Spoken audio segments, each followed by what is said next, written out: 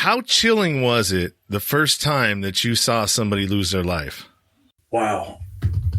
The first time I seen someone lose their life, it was shocking. And I had seen it after that. And there's two incidents that stick in my mind that actually weren't at Big Sandy. They were in USP Lee. There was a guy that had did something wrong, and some gang members had sent him up top. What up top means is they tell him, hey, you got to go. You got to leave the compound. You're going to PC. So this guy went to PC. He came out because the staff at the prison said, no, you know what? I don't think there's a threat to you, so we're sending you back out. So the guy comes back out. He has a knife on him now. He's serving a 20-year sentence. The guys that told him he had to go up top, they surround him, tell him, you got to leave. He pulls out a knife. He stabs the guy in the chest. The guy jumps back, and he starts swearing at us, oh, you stabbed me. He puts his hands up, and he's ready to fight. And within 20 seconds, he's moving around, and I watched him fall to the ground. Sean Dustin spent time in federal and state prison for drug trafficking and fraud. Upon release in 2006, he had nothing but the clothes on his back, a bag of mail, and legal paperwork. In 2010, he kicked a long-time methamphetamine habit and started the long climb back up the ladder of life. This is the Nowhere to Go But Up podcast. If you want transparency and authenticity, you're in the right place. This is the Nowhere to Go But Up podcast, and this is Sean Dustin.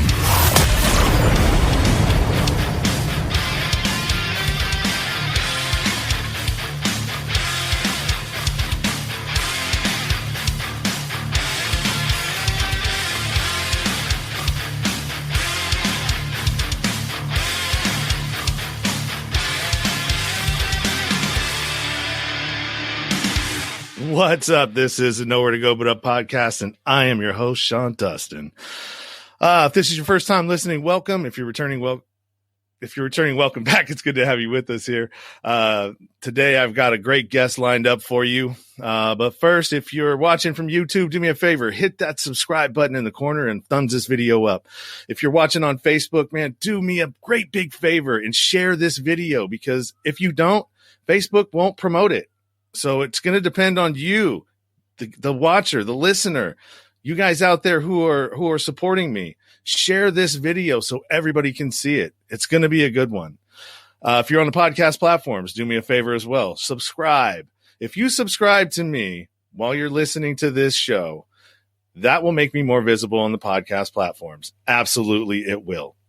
Other than that, if you are liking what I'm doing, if you're enjoying the content that I'm putting out, do me a favor and go to my Patreon and support the show there monetarily if you can. All right. I know we're in some tough times right now, honestly. And if you can do it, that's fine. $1, $3, $5, $10. Those are my tiers. All right. If you can do that for me, at least $1. I mean, what's $1? It's not a whole lot. I put a lot of time and a lot of effort into these videos. Sometimes it takes me, anywhere from 4 hours to 6 hours to build this whole thing out after everything gets done. So I would definitely appreciate it, but I also appreciate you following me and appreciate you watching the show. So now, without further ado, I got Chad Marks in the green room right now. Now, for those of you who don't know who Chad is, Chad has got a big time comeback story. And he just launched his first episode on YouTube, and it's called Blood on the Razor Wire. And I suggest you go check this out after you watch this video or watch this live stream. Definitely, man. I watched it, and here's a little bit of a backstory on this, right? So one of my Patreon subscribers shot me the link to the video because I interviewed her brother, Paul Kratzis, and she's a fan of Chad. And so I went and watched this video. And I got to tell you, this cat is the real deal for sure. From what he did while he was in prison, he got a 40-year sentence on a drug charge without violence, right? He got that sentence knocked down to 20 years because of his good behavior inside and everything that he was doing, man. I got to tell you, go read the description, read his bio. This guy is legit, and he's a dynamite speaker, man. So, you know what? Let me stop pumping him up and let me get him in here, man. I'm super excited to have Chad. What's up, brother? What's going on, Sean? I appreciate you having me. I appreciate you coming and talking on the show. We did this, rather quickly.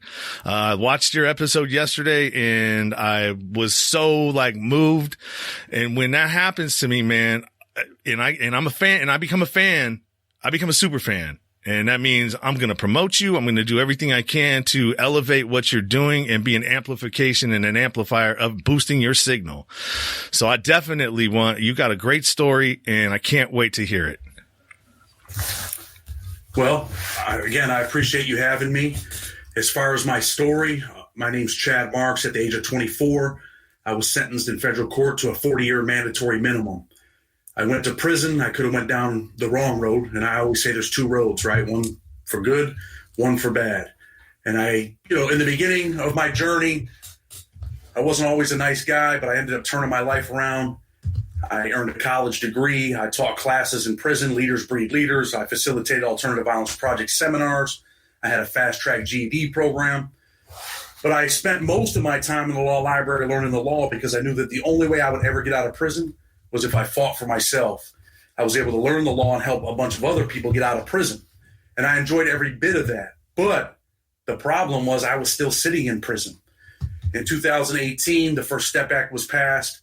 There was an argument to be made that if you can prove there's extraordinary and compelling reasons for a reduction in sentence, then your judge could release you or reduce your sentence. Same, he spoke about Paul Crowdis.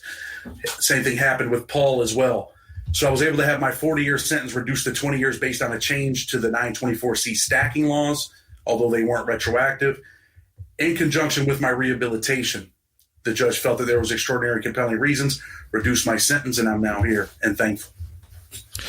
Yeah, that's awesome, man, because, a lot of guys, when they get into the system and, when things just aren't looking good and it doesn't seem like there's light at the tunnel, sometimes it goes the opposite way for them and they start acting out and going a different direction, in prison, right? Behind the walls, and they make the time a little bit more difficult for them. And you didn't do that.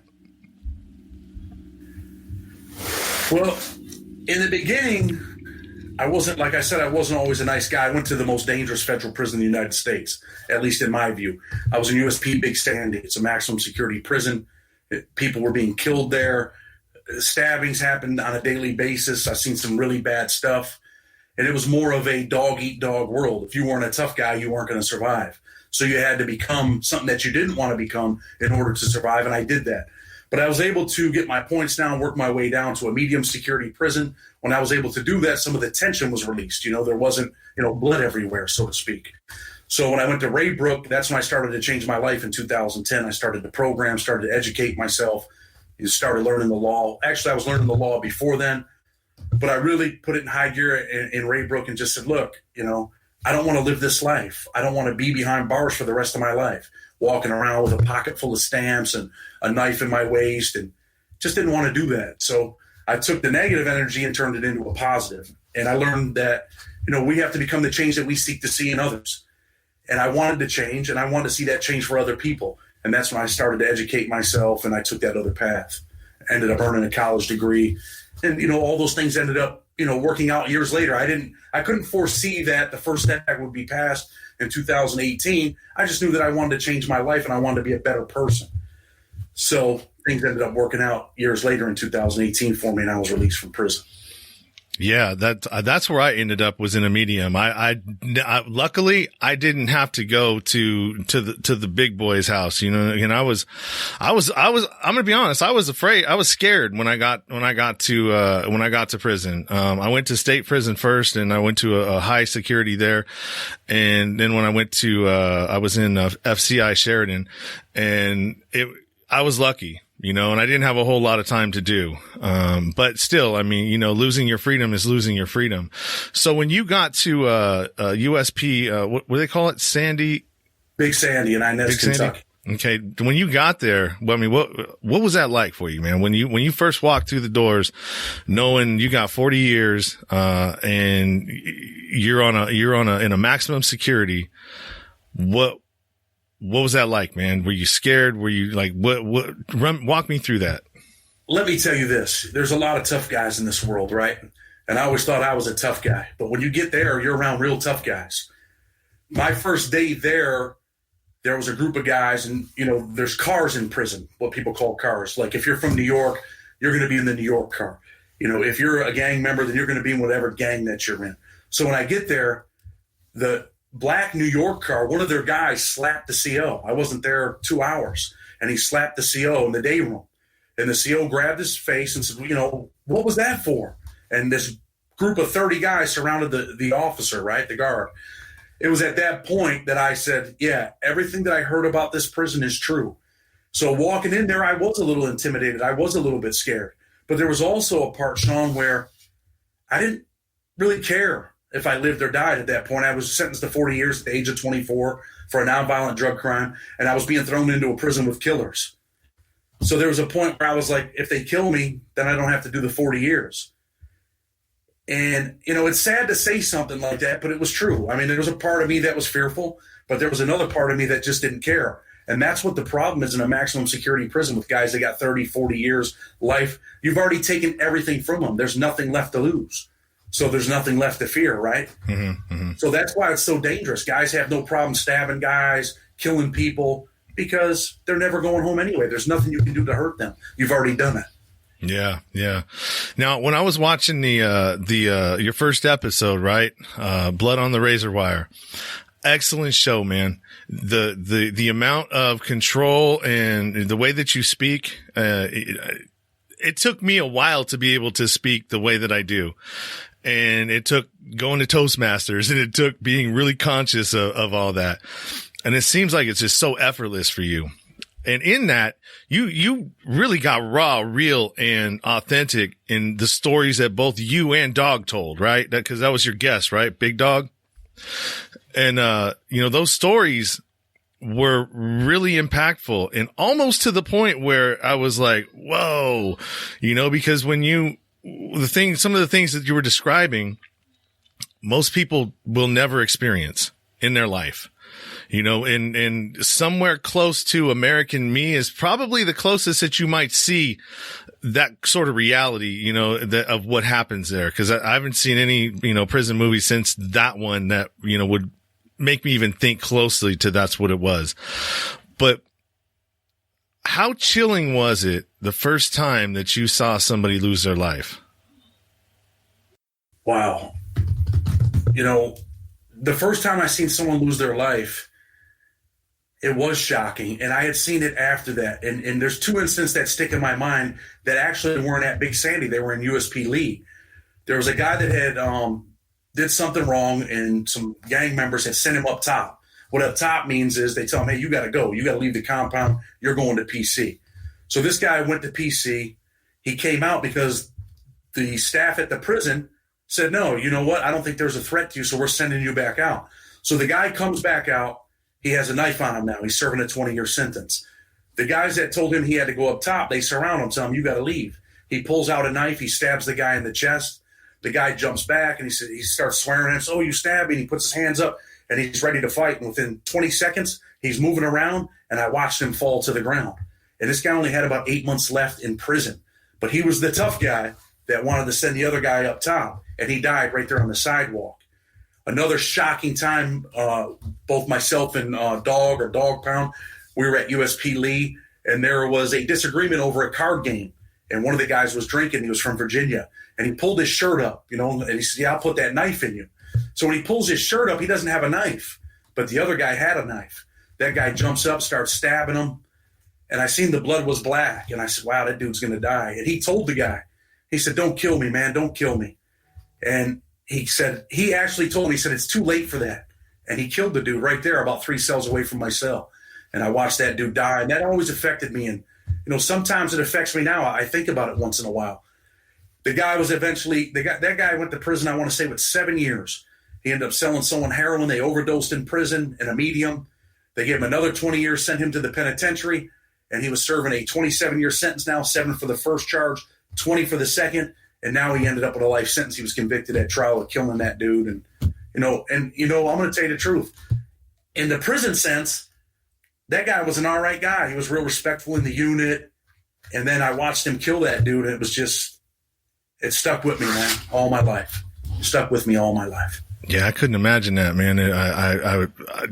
I can't imagine that. You know, I couldn't imagine watching somebody die in that way, especially when somebody's begging for their life and he's just like, man, there's nothing I can do about it, man. That's cold. Shocking.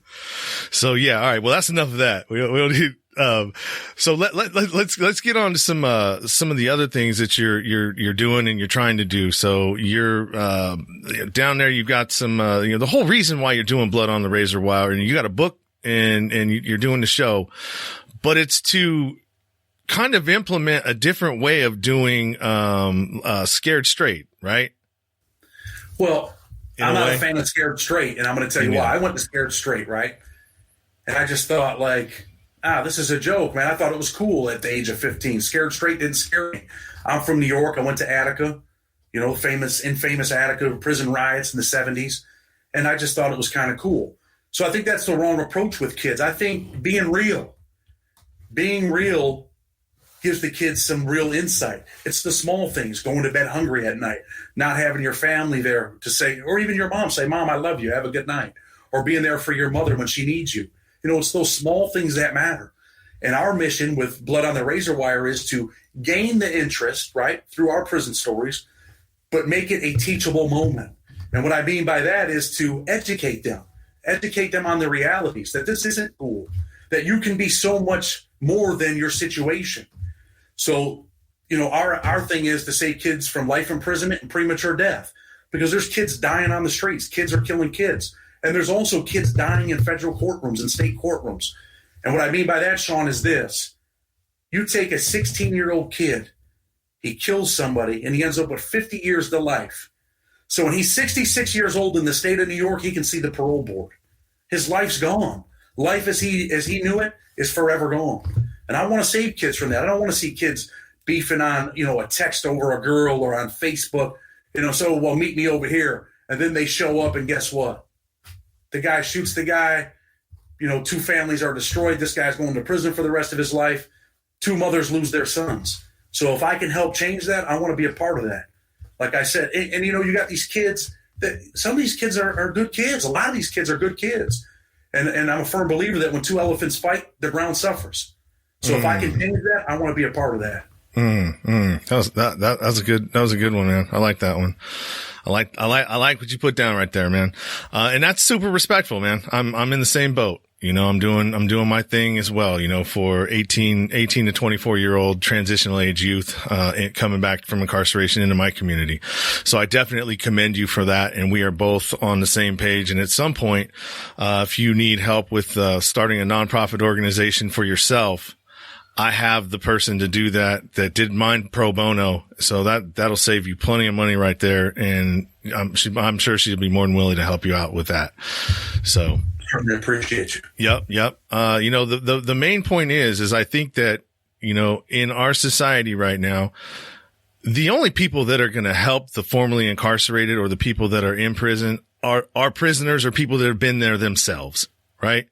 Because the state's not going to do anything for you. The federal government's not going to do anything for you. I mean, yeah, they did the First Step Act, but I mean, that's just a small piece of the help. But on this other side over here, you've got the conspiracy charge, which is wrapping people up for exorbitant amounts of time and decades off of their life for, just drug crimes. Like, now, here's a question I have for you. Were you a hustler or a drug addict?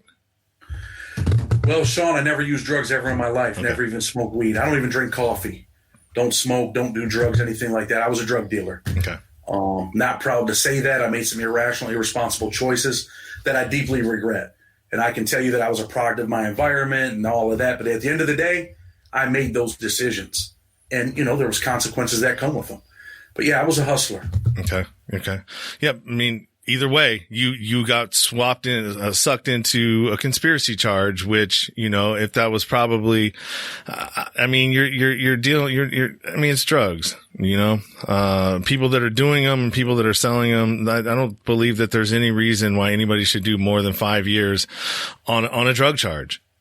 It just doesn't make any sense, especially for people that are addicts. and a lot of the times, and I've talked to a bunch of folks in Texas that, wrapped up in, the Northern District of Texas with, what's his name? John, oh man, I can't remember what his name is. There's a judge out there that's just handing time out like crazy. And McBride. Yeah, McBride. And his whole deal is that he lost his son, to addiction. So now, to drugs. And so now when people come in there, he's hammering them, and he lords over his cases, even though he's not taking any new cases. You still have to, if you want an appeal or you want any kind of like for you, like the First Step Act, when you're trying to get a compassionate release or clemency, it has to go through him still. And well, I got a case in front of him right now, that I'm working on for a guy named Joseph Mesa. Mm-hmm. Joseph was, I want to say, in his early 20s, did a couple robberies with a BB gun, and he gave him 80 years. Since he's been in prison, he's completed over 200 programs. He's earned a college degree. He's the lead man at the Unicore factory, and it's an uphill battle. Congress recently said that the charges that he was sentenced under are wrong, but did not make them retroactive. However, Judge McBride has the discretion to reduce that sentence. Will he do so? I sure hope so. I'd like to hope so. Let's say that, but he's denied so many compassionate release motions for people that deserve them. So it's definitely an uphill battle for people like him, people that are in front of Judge McBride. And hopefully, maybe he'll step down from the bench. He's about 90-something years old. Yeah. I couldn't think of a better time. Yeah, Bush Sr. is the one that appointed him. So that tells you how old that dude is. Yeah. So yeah, it's definitely sad, and I've talked to, like I said, like 10 different folks that I've got, on recordings, telling me their stories about their cases and, the silliness that went on with it. They get importation charges and, they're getting hit with like 50 kilos. Some of these people you wouldn't let hold $50, let alone give 50 kilos. They didn't even have a car to bring the drugs over from Mexico. So, like, how does that happen? Well, what happens is, they got this thing called relevant conduct, and Congress is working on that now. And I hope that they change that. So a guy could be arrested with 50 grams of crack. Let's use the crack analogy, right? A guy could be arrested with 50 grams of crack. They charge him with 50 grams or more, right? So now, once you go to court, you plead guilty, and the judge tells you, you're pleading guilty. But, I have the authority to find whatever I want. The PSI might say a few things, but I can actually do whatever I want. And you're going to agree to this. And guys are standing there with their lawyer. The lawyer's tapping them. Yeah, just say, yeah, everything's going to be okay. Like, yes, I understand. Then when you go to court to get sentenced, you thought you were getting 10 years. Now with people like Judge McBride, you end up with 40 years. Because as you know what, I think there was, I think you sold 50 grams every day for the last 6 months. And I'm going to add all that up, and now I'm going to sentence you for that. I mean, it's outrageous, but that's what they do. And they only have to prove, not even beyond a reasonable doubt, it's only a preponderance of the evidence. And to give your viewers an idea of what that really is think of a football field. They just got to get over the 50-yard line to the 51-yard line, and that's good enough to enhance your sentence from 10 years to 40. It's even life. I've seen it done numerous times, and a lot with Judge McBride. Yeah, it's crazy. I mean, it really, there's no more, investigative work that goes into investigating a case anymore. All you need to do is find somebody that's willing to tell on you and corroborate that story you just said. Oh yeah. He sold me, a pound or a kilo, every week for a year. And, that's ridiculous. And I actually saw or heard that he said, because somebody actually, one of the lawyers actually, objected. And the one thing that he does in his court is if you object, then he immediately takes away your acceptance. Yeah. And he said the guy objected, said, I want to object to the importation charge. And he's like, well, most drugs come from Mexico, so that's it. It is what it is. That's crazy. I went through that with my own case. I went to trial. I was found guilty of. That's why I use the crack analogy, right? Mm-hmm. I was found guilty of 50 grams or more. The PSI came back, said 3 kilos of crack. They suggested that the judge sentenced me to life for the drugs, 5 years for the first 924C, possession of a weapon and furtherance of a drug trafficking crime, and 25 years for the second 924C. The judge ultimately gave me 10 years for the drugs and gave me 30 years for the guns. But he could have gave me life according to the PSI and what they recommended. Yeah. Although the jury didn't actually make that finding. Well, I'm glad you're here, man. I'm glad you got out. You know what I mean? You're a good dude. You were doing good things in there. You helped over 80 people get some relief? I've probably won over 100 cases, and I'm not being arrogant. Since I've been out, I'd say probably at least 40. 2 guys that had life sentences. One was Lonnie Lee Nichols. Another guy was Ronnie Lauderdale. And I just recently won a big case with Ricky Barton. Ricky, I want to tell you a little bit about Ricky Barton, right? Got some mental health problems, drug addict, just a guy that had always been down on his luck because of his mental health issues. Got addicted to methamphetamine, got wrapped up in a conspiracy. The judge sentenced him to 85 years. He ends up hiring a paralegal firm out of Texas. They write a compassionate release motion for him. It's like 8 pages. He loses. They contact me. I go back. I rewrite the motion. It's about 38 pages. We send it in. About 2 weeks ago, we had his 85-year sentence reduced to 25 years. He's got about 20 years in. He'll be going home in about 2 years. And, I'm happy about that because this dude was not a big-time drug dealer. Taxpayer dollars should not be paid to put this guy in prison for 20 or 25 years because he just wasn't that big of a threat to the community. He was a drug addict who needed some rehabilitation, who needed some mental health counseling. That's what he needed. And maybe he did need a little bit of time in prison, but not 20 or 25 years, maybe 4 or 5 years to get himself straight, to start to appreciate his freedom, because I think he needed that. But, we're definitely over-incarcerating our citizens, and there's so many people that deserve a second chance, Sean, and honestly, some might never get it. I believe that, man. I absolutely do. So we got some, I'm going to go to some of these, comments here. Alice, Kinsell. Hi, Sean. Hi, Chad. How you doing, Alice? Thanks for stopping by and tuning in. I really appreciate the support. My friend Cammie. Hi, Cammie. How are you? Hillary Clarkson, the justice system better look out. Chad's Marks is taking names. She's a great person. I love that lady. Yeah. Right on. Yeah, she seems like she's pretty cool, man. Alice Kinsell said, wow, when you were talking about Parks. What did you say? Was it Kenny Parks? Is that what you said? Ricky Barton. Ricky Barton. Okay. Sorry about that. HGTHoustonPress.com News Life Without Parole. Alice Kinsell. So, what do you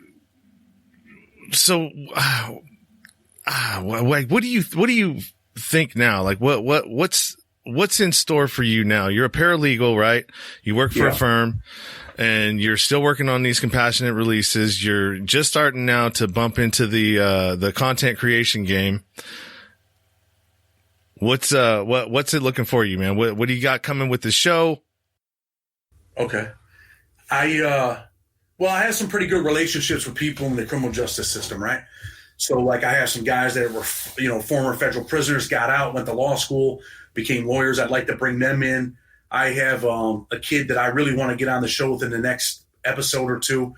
He went to prison when he was 18 for bath salts, went to prison, became a drug addict in prison, got out. He's now 25 years old, and he's on the wrong path. I'd like to bring him on because I want to show kids, this is someone they could relate to.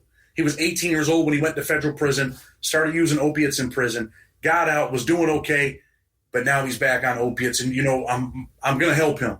That's my mission. I want to help him. He's a project for me. I definitely want to help him. He's from my city. I want to help him. I just recently started a home improvement company. We're putting that together. We hope to hire, formerly incarcerated people, because I believe guys that do time, a lot of time, 7, 8, 9, 10 years, they appreciate things. They say, hey, when I get out of jail, I want to have a job. I want to be normal. I want to meet a good woman and have a life and just be a normal person. And I'm sure women on that side say the same thing. They just want to come out and be mothers and just be normal, law-abiding citizens, but they need opportunities. And, I'm hopeful that I can give an opportunity through, the construction company, home improvement company that we're putting together. I co-own Freedom Fighters with Lisa Jacoby, another phenomenal person. She helped save my life. If it wasn't for her, I probably wouldn't be here today. She worked at the Federal Defender's Office for over 22 years in my city. She had wrote me and said, look, I want to help you. I remember you. I'm retired now. She got on board and helped me. We started Freedom Fighters together. And together we've been able to, help, I want to say maybe about 43 people since I've been out. So, we're definitely pushing forward with freedom fighters. We're doing compassionate release motions, post-conviction motions. I actually won Russell Simmons' son's case not too long ago. He's back in court on his 2255. I've won numerous 2255s, post-conviction motions. But that's because, Sean, I do the work. And you were in prison, so you know how jailhouse lawyers are. A lot of them guys, not to say bad things, because there are some good jailhouse lawyers. Some of the best I've ever seen are in prison. But, sometimes guys, sell people a dream for potato chips and sodas. And I used to tell people, listen, you don't have an issue. Save your money. If this guy's going to charge you $100 to do your 2255, just go buy some sodas and potato chips for yourself, because you're just wasting your money, wasting your time. So my mission is to help people, man, not just, kids, but also prisoners, man, people that are walking out. And there's a reason why. I'm going to tell you why. I know what it's like to be in prison suffering, because I suffered, Sean. I wasn't being punished. The punishment stopped at about 8 years. I started to suffer on my 8th or 9th year. And I had heard plenty of people say, hey, when I get out, I'm going to do this, I'm going to do that. There were organizations that turned me down and said, we can't help you. You got a gun in your case. Yeah, but it's nonviolent. Well, we don't care. You got a gun. We're not in that lane. And I was just praying that someone would help me. And people came around at the right time. It was Amy Pulver from the Can Do Clemency Organization and Lisa Jacoby. And they teamed up, and really, honestly, man, they helped save my life. So I know what it's like for guys to be in there and just wish that someone would help them. And I'd like to help everybody. Unfortunately, there's not enough time in every day to be able to help every single person. But I do try. I do put in the work. I wake up at 5 in the morning. I was up since 5 this morning working. And I'm here on your show. It's 9-something in New York, 9:30. It's 9:30 in New York, and I'm still up. But, I have a passion, because I don't like what the government does to people. I don't like when you take a 24-year-old and send him to prison for 40 years. I deserve to go to prison, but I did not deserve 40 years at the age of 24. Absolutely. I 100% agree with you.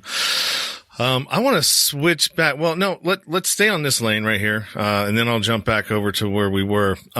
So let's say there's a parent out there who's watching, or could be watching this, or listening out there, and they've got a son that's, going down the wrong path, and they don't know what to do. What words do you have for them? What words do I have for the parent? You know what I would do? I would take the son, just the father and the son, or the mother and the son, or the father and mother and the son, and you sit them down and you tell them, you let them know, listen, we love you. We care about you. Because that stuff means something. Even when you got bad kids, because I was a bad kid at times. If you just pull that kid to the side and say, listen, I love you. I care about you. There's 2 roads here. You're going to decide which road you go down. If you go down this road, this is what the end outcome is. And I'd show them some of the videos. Show them some of the blood on the razor wire stories. Show them, take them into a courtroom and let them see what happens when you kill somebody. Take them in that courtroom and watch that person get sentenced. See if you can take them to the morgue and show them what the consequences of those actions are if you kill somebody. Take them into that federal courthouse to see a guy that's 25 years old get a life sentence. That's the reality. I think that's what wakes people up. This isn't about scaring people. Yeah. Scaring doesn't work. 60 days in, all that stuff's nonsense. That's not what's really happening. Sit them down and let them know that you love them. And look, we're here for you. We want to see you achieve greatness. But if you go down this road, this is what's going to happen. And unfortunately, Sean, some kids are just going to make that choice. Mm-hmm. They're going to make that choice. And the parents, I would tell you, don't be overly harsh, because that gets you nowhere. But don't be overly nice either, because I think that gets you nowhere. Just be in the middle. Let them know, hey, I love you, I care about you, and this is what it is. You're going to choose whatever road you're going to choose. And think about it. I mean, that's my approach. And I think it works. I taught a Leaders Breed Leaders class in prison. And I said this before. I would ask the dude, most of the guys in my room would be younger guys, right? And I would ask them, I'd say, what are you worth? And they would tell me, Sean, some guys say, I'm worth $1 million. I'm worth 500,000. You'd be surprised what some of them would say. Mm-hmm. And I would tell them, I said, well, I'm going to tell you what I was worth. I was worth $2,000 on the street. And they'd be like, and I had a lot of respect in the prison system, right? I taught classes. I was kind of a tough guy. People respected me. And they're like, $2,000. They were shocked. And I said I was worth $2,000 because when I stood on that corner with a gun in my waist and $2,000 worth of crack in my pocket, I was jeopardizing my life. I was jeopardizing being killed, going to prison. That's what I was worth, $2,000. But now I'm priceless. Now I know my worth. Now I know that there's nothing in this world worth losing my freedom over. And I will never, ever jeopardize that again.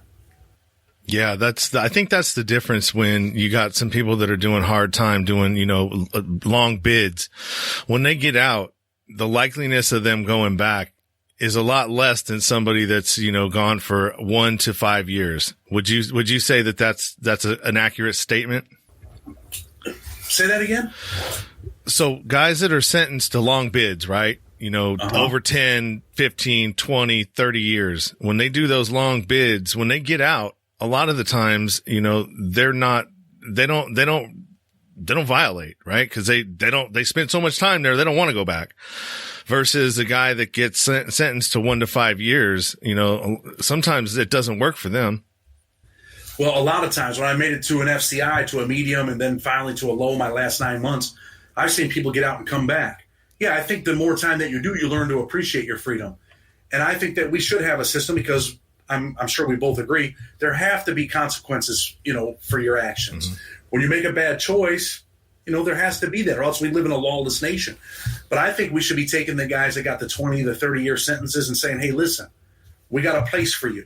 This is your second chance. I think we need to get these guys 2 years of character education, in that time, get their GED, get their high school diploma. I think we need to give them a trade for another 2 years. I think we need to get them a college degree in 2 years, right? So overall, about 7 years. So we take a guy and we say, look, you got 30 years, but you can earn your way out in 7 years by doing this program. But if you want to come to prison, you want to stab people, you want to, have your pants hanging off your butt, you want to sell K2 in prison, you want to sell heroin, you want to fight, we got a place for you. We're going to send you over to Big Sandy, and you're going to do your 30 years. Or you can come over here, do the 7 years, and be back in society and be a productive member of society. That's what I believe. I think that would be an awesome program and the best approach. It's a rehabilitation program. But at the same time, what do we have to do? We need to change the culture in the prison system with the officers, with the administration. And people say, oh, well, how could you ever do that? I'm going to tell you how you can do it. You put body cams on the correctional officers, on the guards. I don't even like calling them correctional officers. You put body cameras on these people and make them accountable when they go destroy someone's cell, or when they slap someone after they handcuff them, or when they punch a prisoner, or when they kick them, in the behind when they're in the shoe. Hold them accountable. And people are like, oh, they think prisoners are animals. Let me tell you something. You see animals like in circuses and stuff like that react to being mistreated, right? Being beat. Guys react. People get tired of being trampled on. Mm-hmm. And a lot of federal prisoners, you were in federal prison, you know this, there's more guards in prison that mistreat people than there are that don't mistreat people. They treat us like we're third-class citizens, and, it's okay to punish us, but the punishment comes from the court. It shouldn't come from the guards. Yeah. No, you're right. So here's another thing that I think that kind of ties into all of this. So, you were selling crack, right? And that's what you got busted for. Now when did you go down? Like what year? I was arrested on February 4th, 2003, and I was released from prison on June 25th, 2020. Okay. So so you've heard of Freeway Rick Ross, right? Oh, 100%. Okay, so when did all that take place? Was that before you, or were you in that era? Okay, so a lot of what I think, and the correlation between the time frames of the Iran Contra thing and when the CIA brought in all that crack cocaine and flooded the inner cities, right?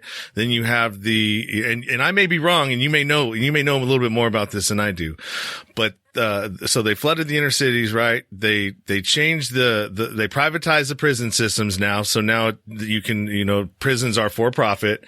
And then they also did the 95 crime bill where it, doubled the mandatory minimums and everything else. I think all that was done on purpose to fuel the private prison industry, and also Unicor. I mean, that's a huge industry. They make a lot of money, for a lot of different corporations. I mean, it's good for the prisoners. Don't get me wrong. Gives them something to do, but it's really not good for the prisoners. I'm going to correct you. And I'm going to tell you why. People think this Unicor program is good for prisoners, right? What they're doing is, they're keeping them busy. They're sticking them in these sweatshops and they're paying them 25 cents an hour. And guys are like, all right, I made $300 this month. Do you know what $300 a month sounds like to a person in the street?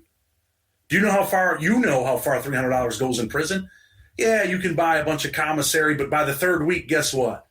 You use the phone, you use the computer, you ate about $200 worth of commissary, and the last 6 or 7 days, you're hungry as hell, you're eating crackhead soups, quote unquote, and you're going to the chow hall for every meal, and they got nothing saved. I think dudes should be in college programs, preparing for when they get in the street. I don't think they should be sitting in sweatshops. They're starting to close a bunch of the Unicor programs. And what they're doing is it's slave labor. To me, it's slave labor. Mm-hmm. You're building government, they're building desks and chairs, and they're tanks for the military and military clothing. Yeah, we need the military. We need all that stuff. But they're doing it at 25 cents an hour, 20 cents an hour. I don't agree with it. I'm against it. I'm against that type of stuff. I think we should be teaching people trades, getting them college educations, not sticking them in sweatshops when we talk so bad about all these other countries, how they got these sweatshops in China and, we're mistreating, the people in other countries with the diamond trade, but yet we're taking our prisoners and doing the same thing. Yeah, no, you're absolutely right, man.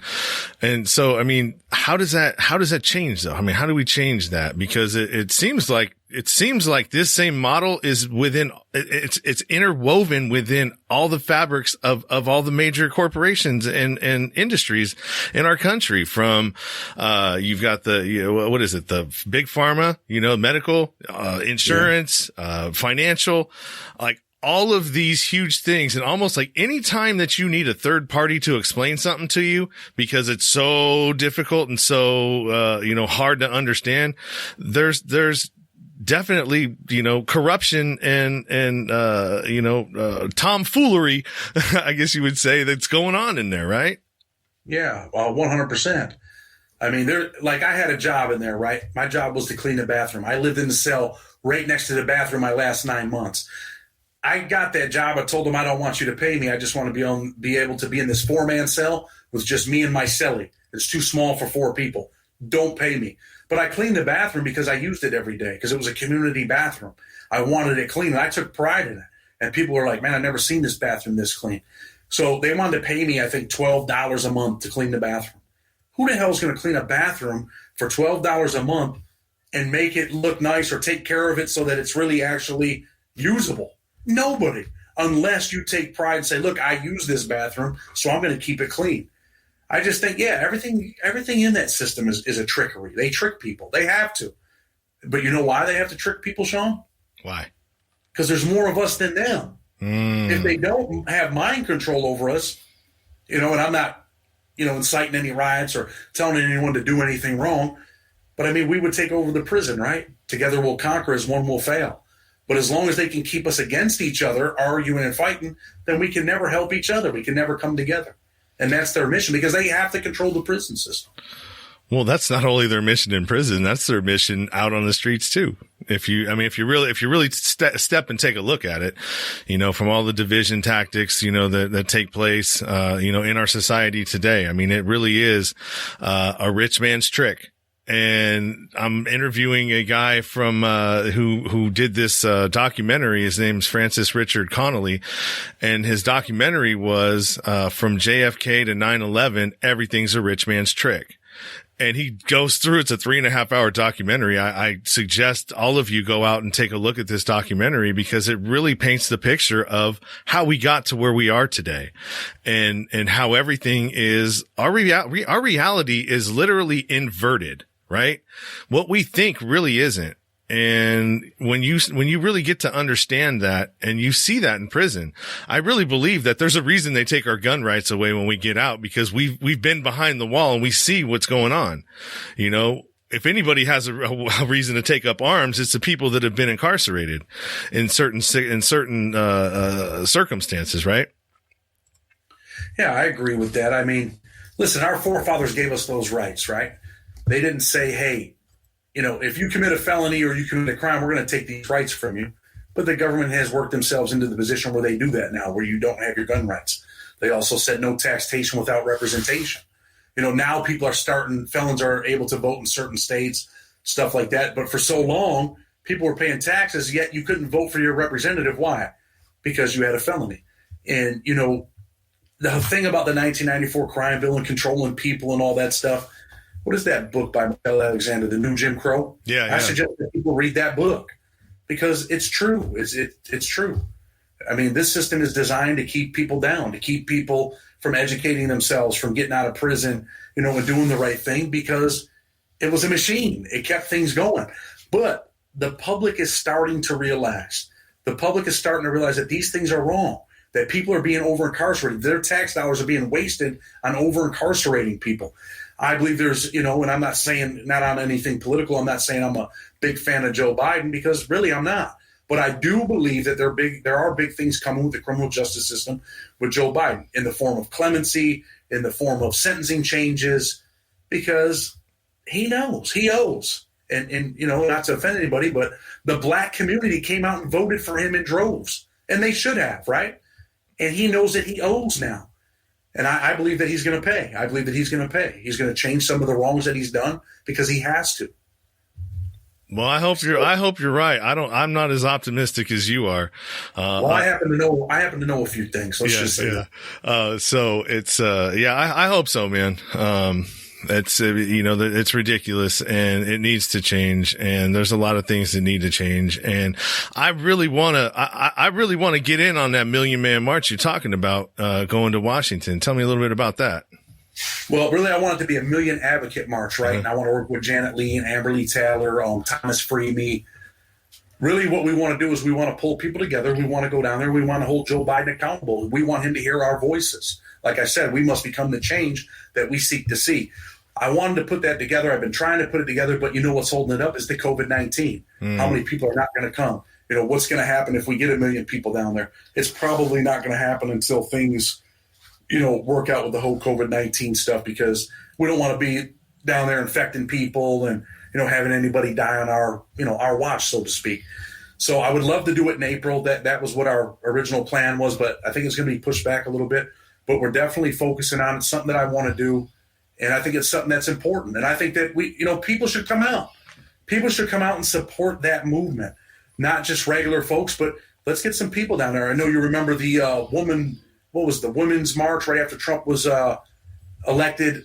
Who went down there? Madonna. Mm-hmm. Remember Madonna got on stage and she started to swear and told Trump, hey, F you, whatever, on the stage.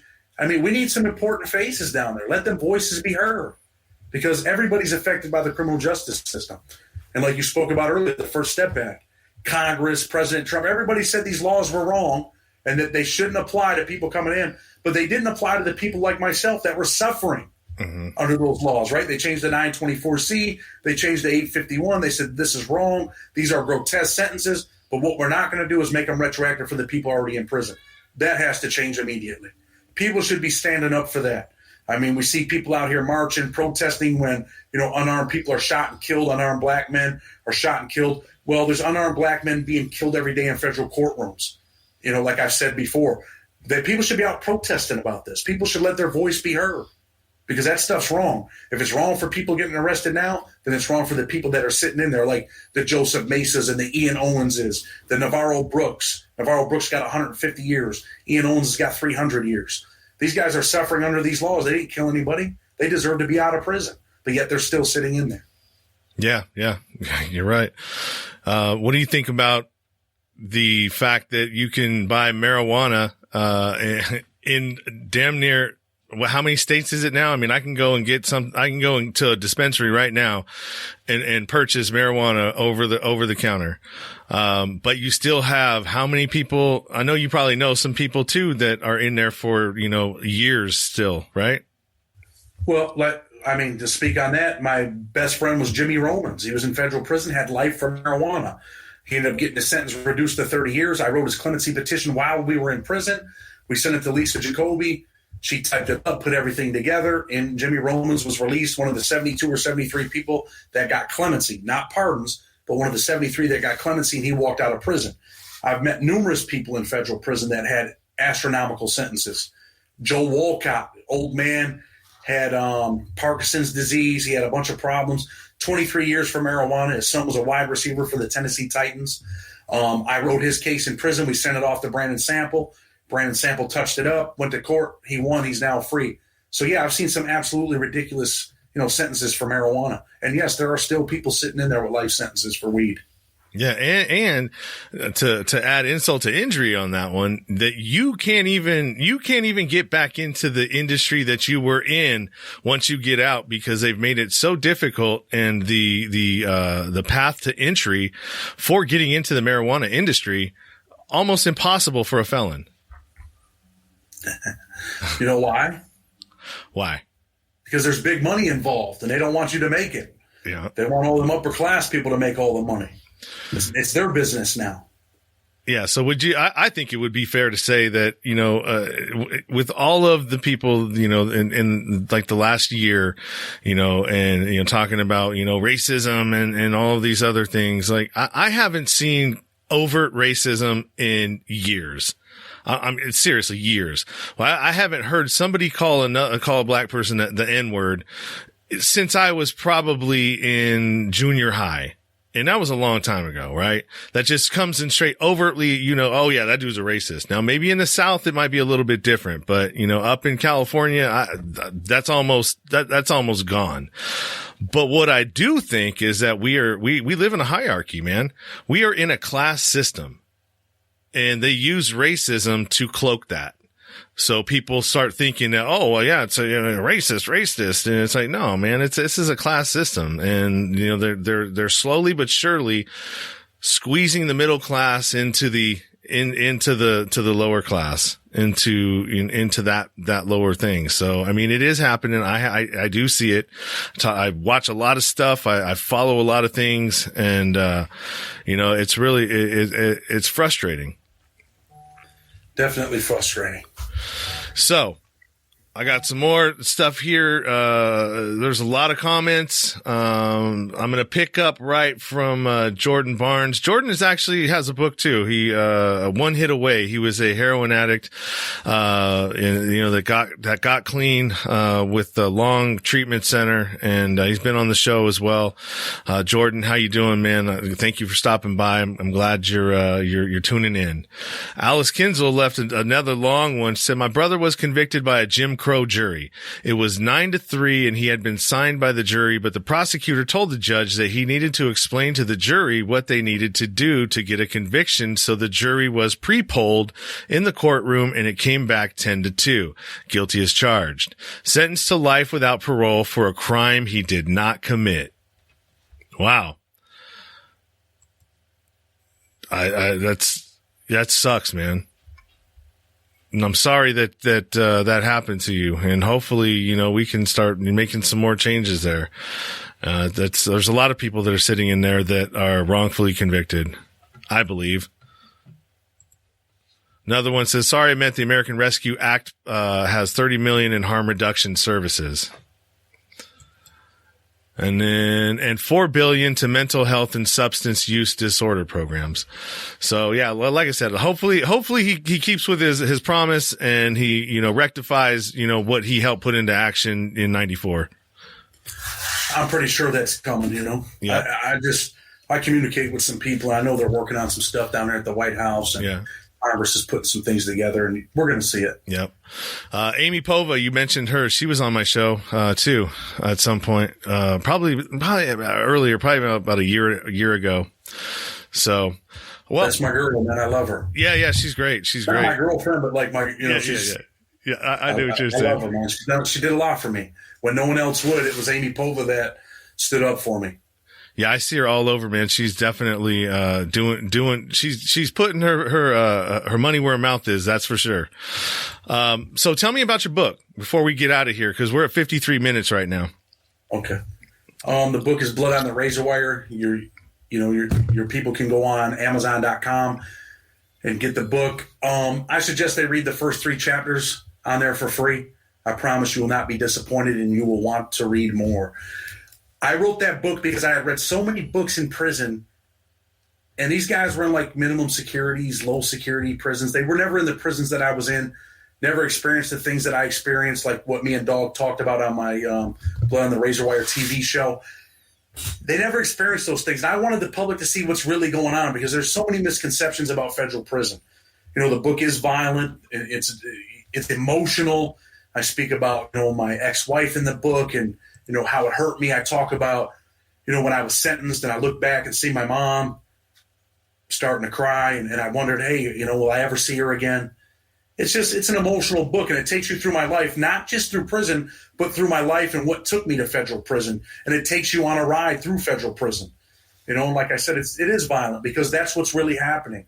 I had a cellie in there that stabbed the CO over a gallon of wine. He made some homemade wine, and the CO took it, and he told me, hey, I'm going to stab this guy.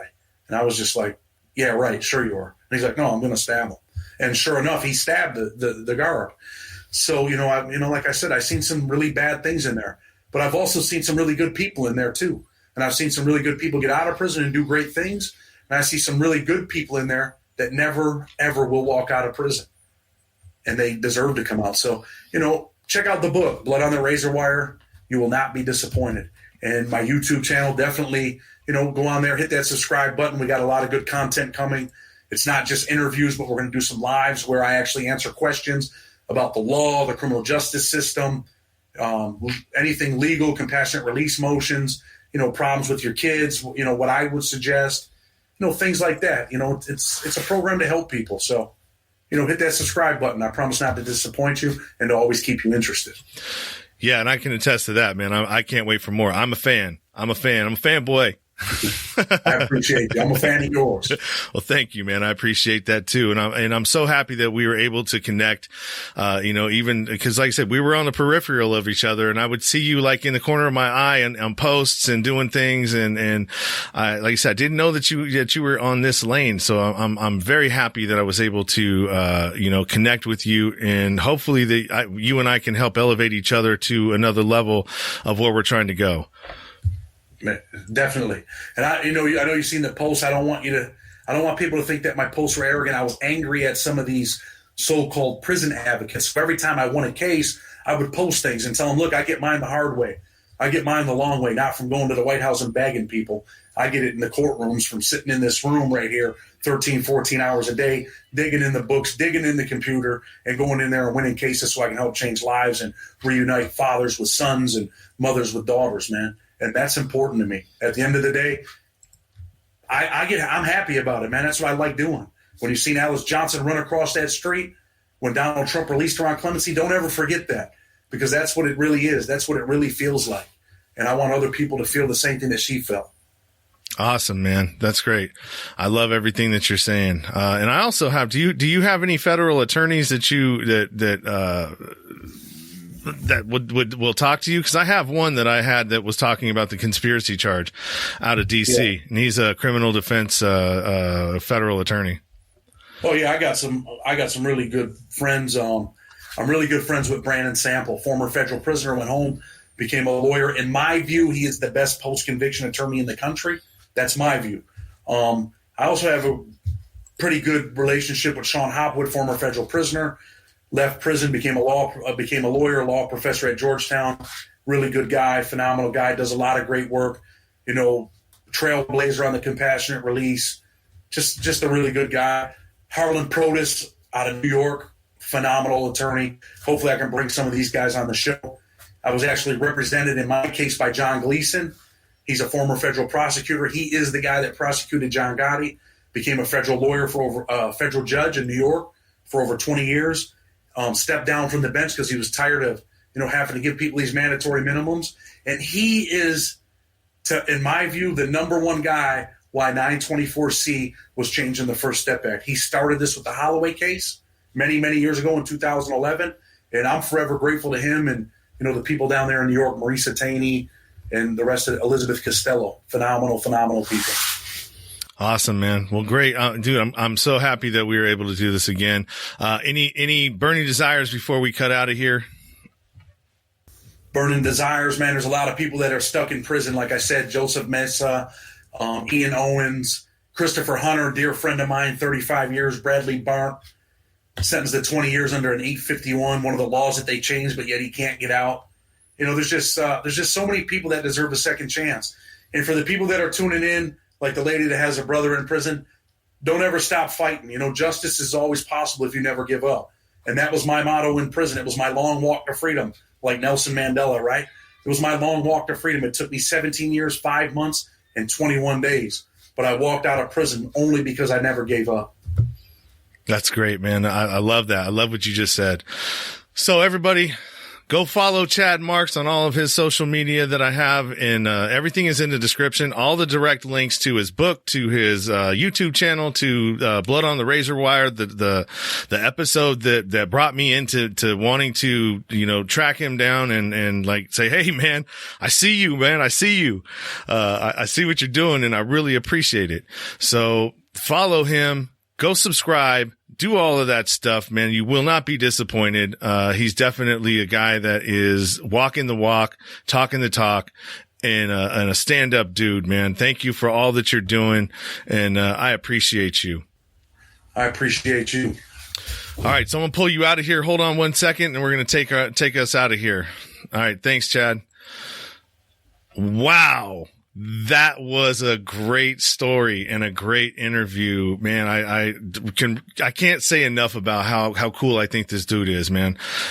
So if you got any questions, if you want to reach out to the show and you want to, make suggestions, you got suggestions for a guest that you want to see on this show, go to the email down there below me, nowhere to go but up now at gmail.com, and, drop me a line, man. Tell me how I'm doing. If you like something that I'm doing, you don't like something I'm doing, let me know where I can improve or what I can do. Also, all the ways to connect to the show right there on my link tree. All my social media to merchandise to my Patreon, to, if you just want to give me a tip and say, hey man, I love what you're doing, I'm going to drop you 10. You can do that on my, PayPal, Venmo. All of those things are available in my link tree right there.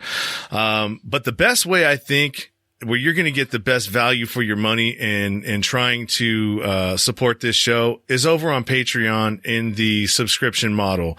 For $1 you can get some updates there, but for $3 you can actually get uncut, unedited, untouched versions of like 47 episodes that I have in my queue right now. They're going to hit there first. And, for sure. I would say that's the best way. If you want to get into the $5 tier, then that's a good one. You can actually come on monthly with me on a show just like this, for my patrons only. So if that's something that you're into, go on over to the Patreon page and become a subscriber. Help me keep doing this, because it's something that I enjoy doing. It's something I love doing, and it's something that I hope to be able to turn into a full-time gig for myself at some point. So thanks again, everybody, for joining the broadcast and, coming and seeing, and supporting what I'm doing. And until next time, I've got like 5 or 6 more of these coming, this week alone. So, like I said, big things coming this week, really busy. I've got, 6 more of these live streams, coming at you. Pay attention to my Facebook profile page. And as soon as I schedule them, you will know exactly what the guest is and when it's going to be. So take a look at that. The comments that came up, I will try and, put those up here, right now. So what do we got? Great interview from Jenny Morales. Thank you, Jenny. I appreciate it. Alice Kinzel, another one. John Kinzel, I will never give up. Jordan Barnes, never give up, 100%. Thank you, Jordan. I love what you're doing too. Never give up. Jeffrey and Alice again. Thanks, Chad. I hope to see you again. Thank you, Sean. Now that I've met you both, I'm a big fan. Thank you. I appreciate that. And I'm sure Chad appreciates that as well. Hillary Clarkson said, this is awesome. Jordan Barnes again. Dope show. Alice, you're doing great. Until next time, everybody, keep safe. Keep it 100. Stay true to yourself. You've been listening to the Nowhere to Go But Up podcast. Sean is a single dad, a union blue-collar guy, and he spent time in federal and state prison for drug trafficking and fraud. When he was released from prison in 2006, all he had was the clothes on his back, a bag of mail, and some paperwork. Since then, he's turned his life around and shares the struggles and successes on this podcast. We hope you enjoyed the show, and we hope you were moved. To connect to the show, book a guest spot. For merch, Patreon, PayPal, and social media links, go to linktr.ee/nowhere to go but up. On Instagram at Nowhere to Go But Up Now. On Twitter at But Up Now. On the YouTube channel at Nowhere to Go But Up Podcast. See you next time.